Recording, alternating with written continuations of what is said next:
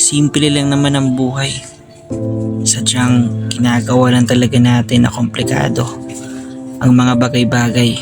Kaya minsan, hindi natin mapagtanto na may mga bagay pala na mas ikakasaya pa natin kaysa milyones na pera. Eka nga, mas maganda pa yung simpleng buhay lang. Kaya minsan, sumagi rin ba sa isip mo? Kumpara sa atin ba talaga ang mga bumagsak na bituin mula sa kalangitan?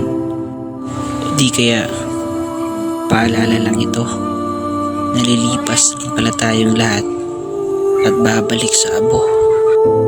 Aanhin pa yung pribilehiyo ng pagbabago kung ang kapalit naman ay ang pagkasira ng inang kalikasan. Ito ba ang kapalit ng ating pagunlad? Ang daming nanumpa ngayon, lalong-lalo na paparating na naman ang halalan. Pero hindi lahat ng nanumpa ay tunay. Ang iba lang ay gusto lang umupo para makahakot sa pondo na galing sa kaban ng bayan. May mga kakilala din tayo na naaalala lang tayo kapag may progreso na yung mga bagay na ginagawa natin.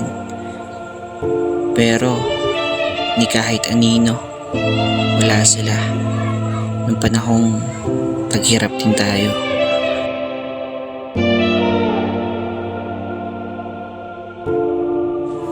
Samot saring kwento ang iyong maririnig. Samot saring istorya din ng mistulang telenovela. Nakala mo'y patok sa takilya. May mga pagkakataon din na gusto na natin sumuko, pero mas marami pa tayong nakikitang rason para lumaban. Hindi lang para sa sarili, kundi para na din sa pamilya. Oo, takot tayong matalo, pero paalala ko lang, always love the failure. Kasi kapag hindi ka nagkamali, hindi ka rin matututo.